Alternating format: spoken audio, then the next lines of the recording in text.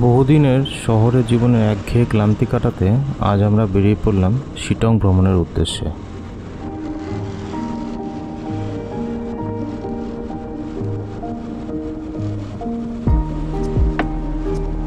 শিটংয়ে রাত্রিবাস করে পরদিন মংপো ঘুরে আমরা ফেরত আসব।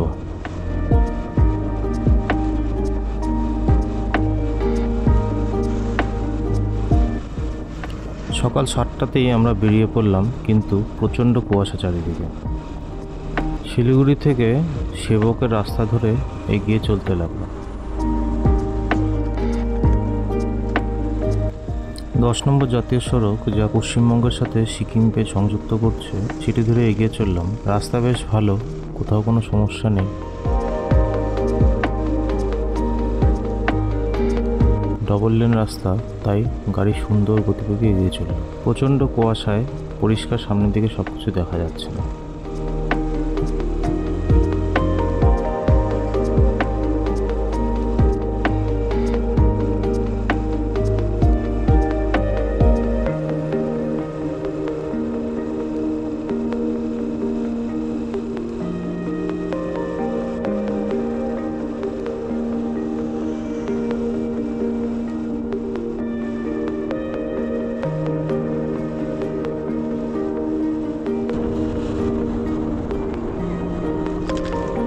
তবে আশ্চর্যজনকভাবে মোটামুটি শিলিগুড়ি থেকে 15-16 কিলোমিটার পরেই কুয়াশা কেটে গেল।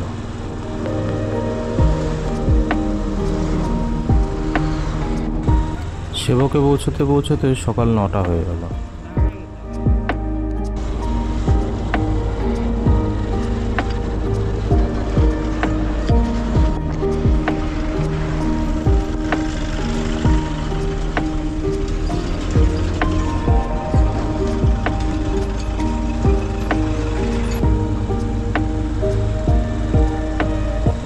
মোটামুটি রৌদ্রোজ্জ্বল আকাশ, আবহাওয়া ঠান্ডা, বেশ ভালোই লাগছিল।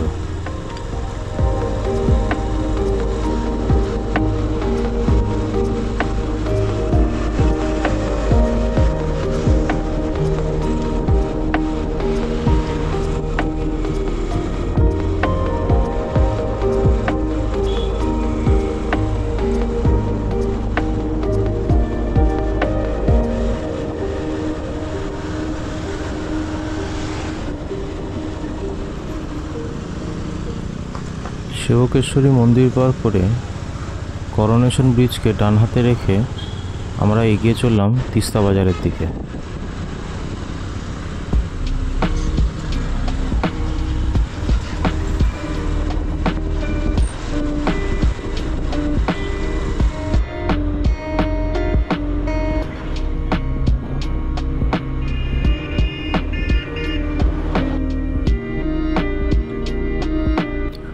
সেবক থেকে রংপুর রেললাইন পাতার কাজ চলছে বলে রাস্তায় জায়গায় জায়গায় ভাঙাচোরা।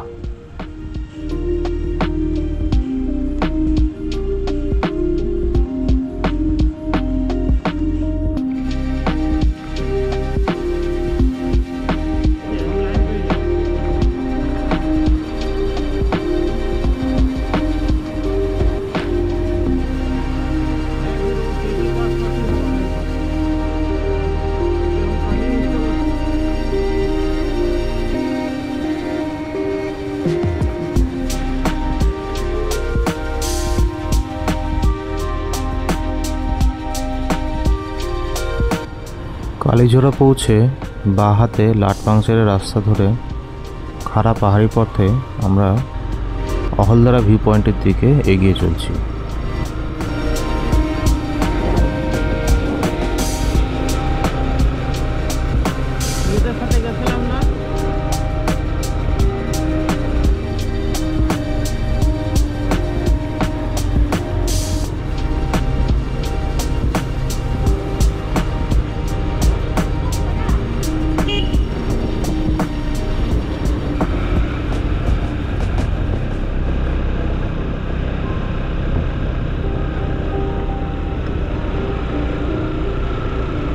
রাস্তাটি ন্যাশনাল হাইওয়ের তুলনায় অনেক বেশি খারাপ এবং যথেষ্ট বেগ পেতে হচ্ছে বাইকে করে এগিয়ে চলতে।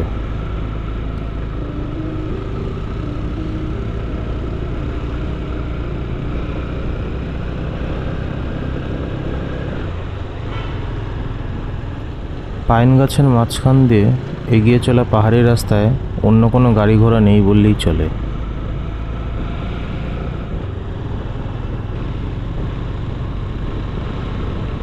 ধীরে ধীরে এগিয়ে চললাম অহলদারার দিকে।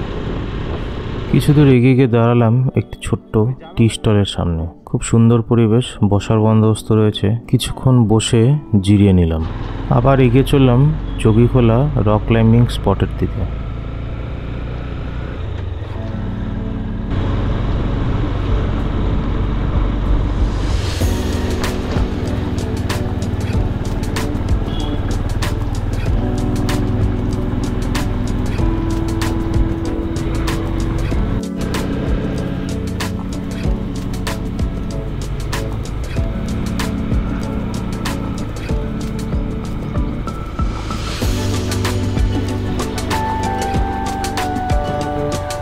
গরমকালে ফুলের চারা চাষ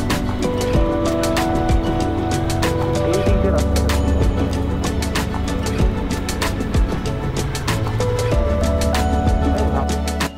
এসে পৌঁছালাম যোগীখোলা রক ক্লাইম্বিং স্পট। এটি একটি নতুন আকর্ষণ যেখানে আপনি পাহাড়ে গা বেয়ে উপরে উঠতে পারেন।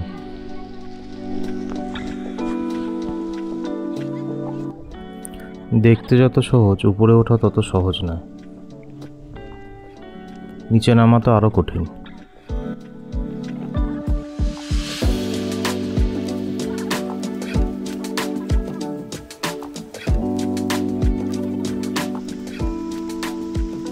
পাহাড়ে উঠে তারপর ধীরে ধীরে নিয়ে আসছে এইদিকে সবাই ক্যামেরা এবং মোবাইল নিয়ে দিশা থেকে তারপরে আছি আমরা। এই দিশা নামলো ধীরে ধীরে আস্তে আস্তে যেদিকে আসছে একটু বেড়ে গেল। এবার দিশা হবে চলো এই যে দাঁড়া সব ভিডিও করে যাচ্ছে। দিশা নামছে আসছে চলে আসছে, দিশা চলে আসছে। দিশা বললো এই দিশা নামলো, আমরা এই দিকে চলে আসছে।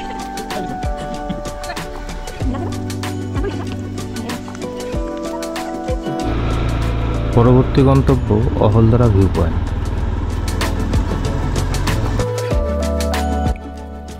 আমরা এখানে একটু ভুল করে ফেললাম। সামনে ডান দিকে রাস্তা দিয়ে ঢুকতে হতো, সোজা বেরিয়ে যাওয়াতে অহলদারা ভিউ পয়েন্ট মিস হয়ে গেল। কিছু দূর গিয়ে আবার গাড়ি ব্যাক করিয়ে সে পুরনো রাস্তাতেই ফিরে আসতে হলো। অহলদারা ভিউ পয়েন্ট বেশ খানিকটা উপরে, বাইক নিয়ে চড়ার বন্দোবস্ত রয়েছে। গাড়িও যায়, তবে সবসময় অ্যালাউ না। ভিউ পয়েন্টের প্রবেশ মূল্য পার হেড 20 টাকা। 80 টাকা দিয়ে ভিউ পয়েন্টের দিকে এগিয়ে চললাম।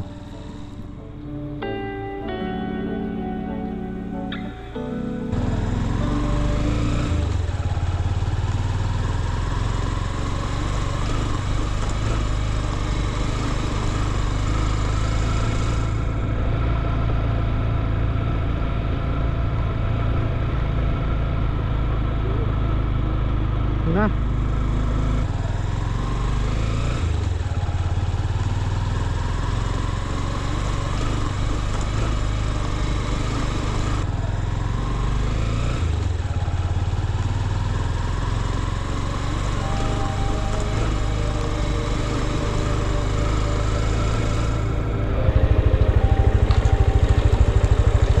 নামা দেখ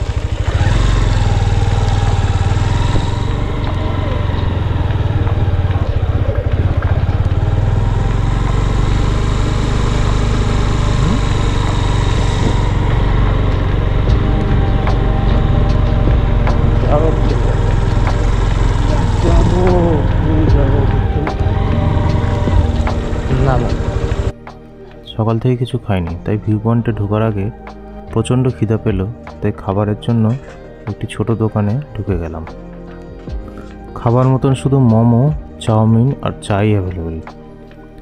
যাই হোক, 4 প্লেট মোমো নিয়ে নিলাম। সেটাই খেতে বেশ ভালো লাগলো। চায়ের স্বাদ মন্দ নয়, তাই খুব আহামরিও না। আমি ভাবছি সত্যি ঝোল ঝোলের মধ্যে মোমোটা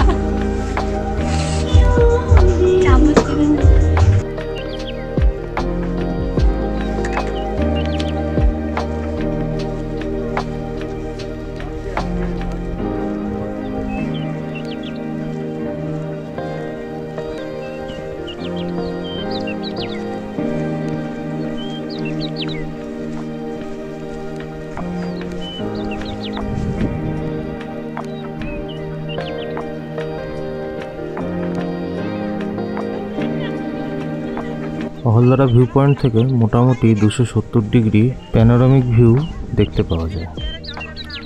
আকাশ পরিষ্কার থাকলে অহলদারা ভিউ পয়েন্ট থেকে ভোরবেলা কাঞ্চনজঙ্ঘা রেঞ্জ পরিষ্কার দেখতে পাওয়া যায়। এখানকার মূল পর্বতশৃঙ্গগুলি কাঞ্চনজঙ্ঘা, কুম্ভকর্ণ, গোয়েচা, সিম্ভ, পান্দিম, কোকথাং, রাথং এগুলো দেখতে পাওয়া যায়। কপাল খারাপ থাকায় আমরা শুধু কুয়াশাই দেখতে পেলাম।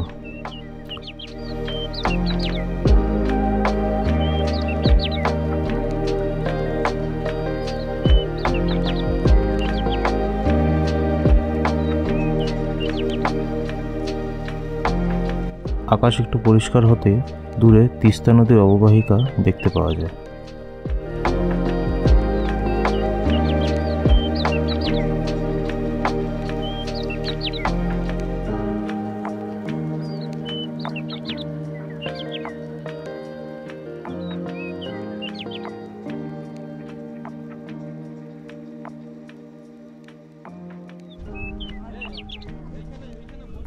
ভিউ পয়েন্টে একটি ন্যাচারাল রক ফরমেশন রয়েছে, যেটিকে দেখতে কবিগুরু রবীন্দ্রনাথের মুখের মতন মনে হয়। একটা অদ্ভুত প্রাকৃতিক সৃষ্টি।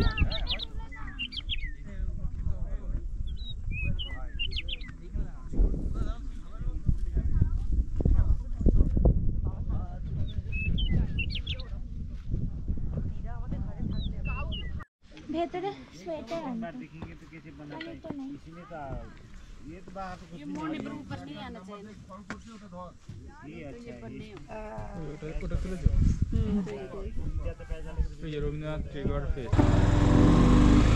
এরপর আমরা এগিয়ে চললাম নামথিং পোখরি লেকের দিকে।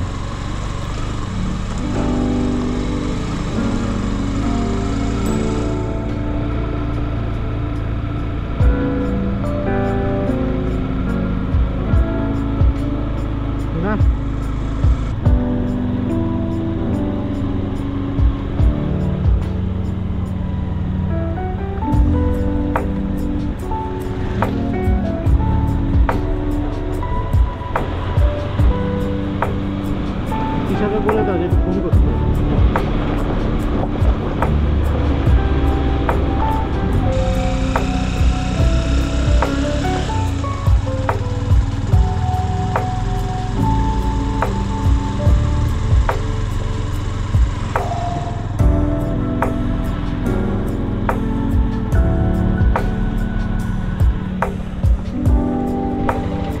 থুপি গাছে ঘেরা পাহাড়ের বুকে অবস্থিত এই ছোট্ট লেকটি একটি বিশেষ কারণেও বিখ্যাত।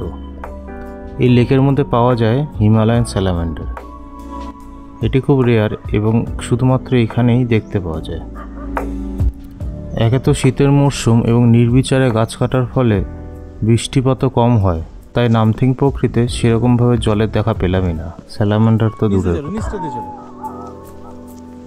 পাইন অরণ্যের মাঝখান দিয়ে আঁকাবাঁকা পথে এগিয়ে যেতে বেশ ভালোই লাগছিল, কিন্তু লেকে জল না থাকায় সেই মনোরম অনুভূতিটা পাচ্ছিলাম না।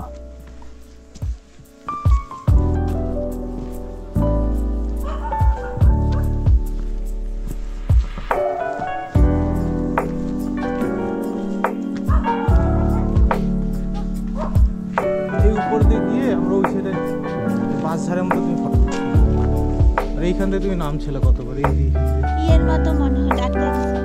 না ওই যে নিজে কত বড় তার ছিল, তার কত বড় ছিল।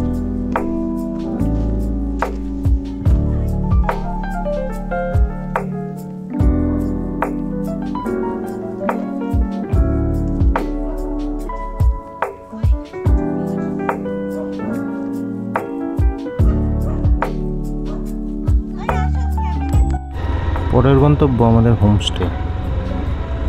হোমস্টে পৌঁছে কিছুক্ষণ বিশ্রাম নিয়ে আবার আমরা বেরিয়ে পড়ব অরেঞ্জ গার্ডেন দেখার উদ্দেশ্যে।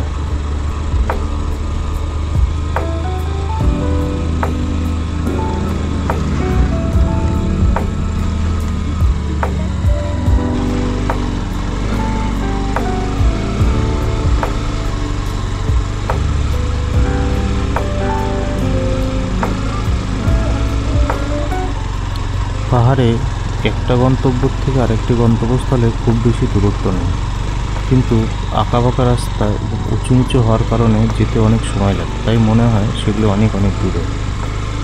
সমতলে হলে 2-4 মিনিটেই একটি জায়গা থেকে আরেকটি জায়গায় পৌঁছানো সম্ভব হতো। যাই হোক, পৌঁছে গেলাম আমাদের পূজান হোমস্টেতে, যেখানে রাত্রিবাস করব। জায়গা খুঁজে পাচ্ছি না।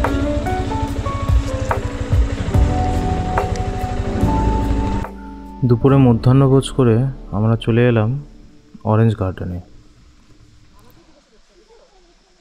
পূজান হোমস্টে থেকে মিনিট 10-এর দূরত্ব এই অরেঞ্জ গার্ডেন।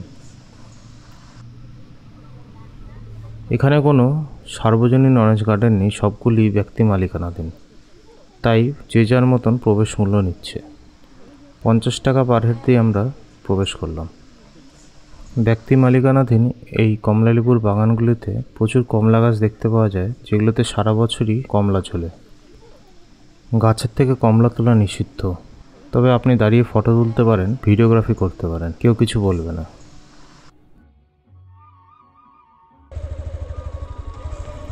শীতকাল বলে বাড়ি বাড়িতে রঙিন ফুলের সমাবেশ। রাস্তাঘাটগুলি খুব ভালো লাগছিল।